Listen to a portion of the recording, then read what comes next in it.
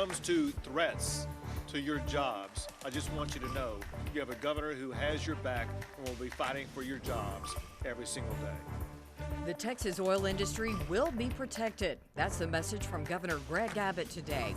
But what is his plan to make sure that happens? And will it be enough to stop the president's agenda? We've already waited too long to deal with this climate crisis. We can't wait any longer. And more than 2 million Texans have already received the COVID-19 vaccine. Tonight, the state is doing everything it can to get more needles into arms, as other states look to Texas on how they can improve their vaccine rollout. News West 9 at 6 starts right now.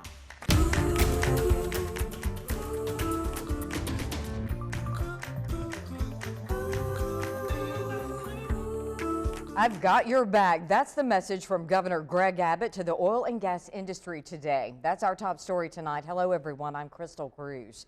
Governor Greg Abbott making waves in West Texas today. He flew in for a roundtable meeting with energy leaders, then announced an executive order aimed at fighting federal regulations on the oil and gas industry. Tonight, we bring you team coverage. Jonathan will get to you in just a moment on Abbott's message to West Texas. But first, Dana starts us off with what today's announcement means for workers in the oil and gas industry. Dana. Well, Crystal, you hit it right on the head. With his executive order, the governor sent a message to the oil and gas industry as the leader of the Texas government that he has their back. And we're not just talking about the high-level executives, the engineers, and the management training and all of those people. He said from the bottom up, from the blue-collar workers, he's got their back. And that's a powerful statement because here in West Texas, we already know how important the oil and gas industry is to not only the American economy, but to our families here and all across the Permian Basin. Like a beating heart, as long as pump jacks are moving, the West Texas economy survives, providing countless careers and a lifeline to those living in West Texas. It's really everything. Anybody living in the Permian Basin knows no matter what you do, from small business to major business, we're real oil and gas driven. It provides a lot of people with food on the table for their families. Dom Bejarano is no stranger to the industry. And I've been doing this for going on 10 years, almost to the date. Today, it was folks like Dom that Governor Abbott sent a message to. Texas is not going to stand idly by and watch the Biden administration kill jobs in Midland, in Odessa, or any other place across the entire region.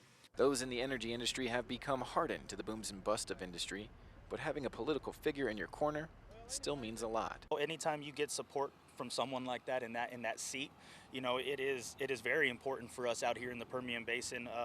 We drive a lot of the oil and gas, that comes out from the United States. So anytime we have support like that, it means a lot to us. Dom is no longer a blue-collar worker, but he knows what it's like to start fresh in the industry and why it's important to lift those up who are willing to work in this grueling industry rather than take them for granted. You can start at the very bottom and end up as CEO of a company, out here for some people. I've seen it, like I said, firsthand, but it's a beautiful industry and it gives people a lot of career paths. And that sentiment was one of the specific targets of Governor Abbott's message today, as he was surrounded by energy workers from all levels. The blue-collar workers who are working on the front lines every single day in the energy sector, they need to know that they're going to continue to have a job. The oil field life. It's a hashtag on social media, but here in West Texas, we know that it means so much more.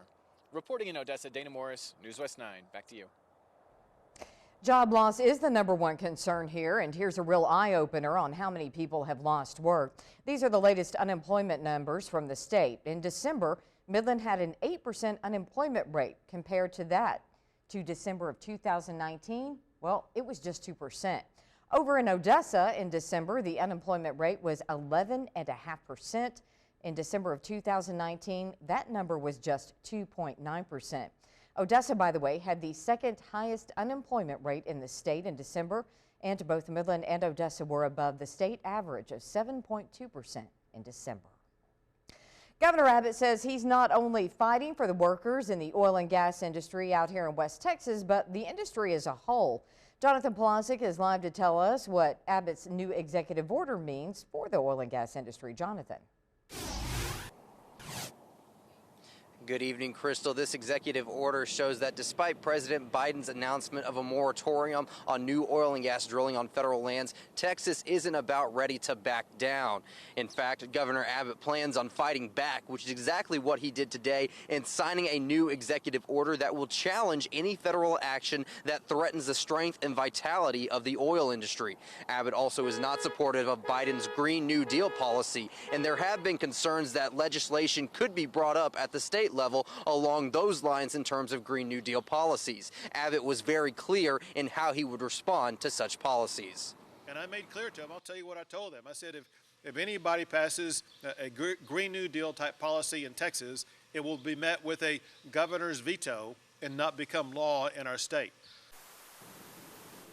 Now, Abbott also mentioned that the oil industry is not only being threatened by the federal government, but also state and local governments. He believes that these attacks could derail the oil and gas industry and raise energy costs. Now, these are just some of the reasons as to why Governor Abbott signed the executive order and why he does not support President Biden's Green New Deal policies. We'll hear a little bit more from Governor Abbott coming up at 10. Reporting live in Odessa, Jonathan Polasic, News West 9. Support for our region extends beyond the governor's office. Federal lawmakers are doing what they can to support oil and gas despite President Biden's executive orders. That includes freshman Congressman Fluger. He was in town today and spoke out on the president's recent actions. Tatum Gwynn takes the story from there. Tatum. Crystal, thanks. The president and his administration have said part of the reason that they've placed these temporary restrictions on oil and gas is to see what kind of impact it has on the climate, saying that there needs to be more of an effort for clean energy.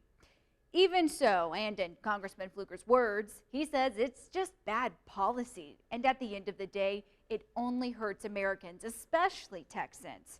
He says here's where it's really going to hurt: companies and employees who do work in New Mexico. A lot of the companies and the workers who live here in Texas work in New Mexico on federal lands, and it will absolutely affect the jobs. And we'll start to see a reduction in those jobs immediately if the Biden administration gets their way. We're going to continue to push extremely hard to make sure that not only we keep those jobs, but we also extend those jobs, because they are everyone who is in the oil and gas industry or supporting it in some way or another is helping our national security. Congressman Fluger says that relying on foreign oil will only weaken national security, and says that he's committed to keeping America's energy independent. Congressman Fluger filed legislation with a group of other Republican House members that would prohibit a moratorium on new oil and gas leases and drilling permits on federal lands, similar to what the president signed in his executive orders, though you need to know no action has been taken on it. Crystal. Thanks, Tatum. Well, President Biden is making it clear he is re-engaging this country on the issue of climate change with a series of executive orders. The most controversial order, again, is pausing new oil and gas leases on federal lands and waters. That won't really impact Texas in a major way, but as you heard, in New Mexico, some fear it will cost jobs. That's because most of its oil and gas production is on federal land. Biden has also killed the permit for the Keystone XL pipeline. The 1,200-mile pipeline addition was designed to transport 830,000 barrels of oil a day from Canada to the site in Nebraska.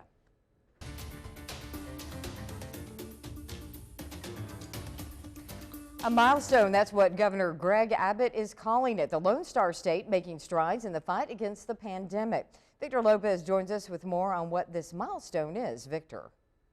Yeah, Crystal, there are very few things that you can be cheerful about when it comes to the coronavirus, but the milestone that you just mentioned is a good thing.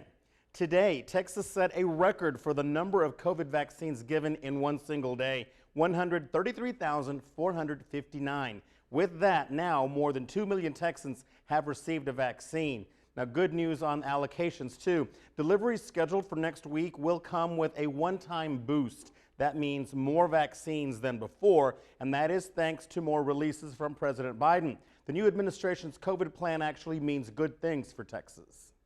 They definitely want to learn what we were doing here in Texas. They are supportive of the work that we're doing and want to partner with us in order to best get vaccines in Texans across the state. So we're going to continue to have that strong communication and collaboration. I think that, as they finally get more details on their policies and rollout, they will share that with us, and then we'll be communicating that further forward.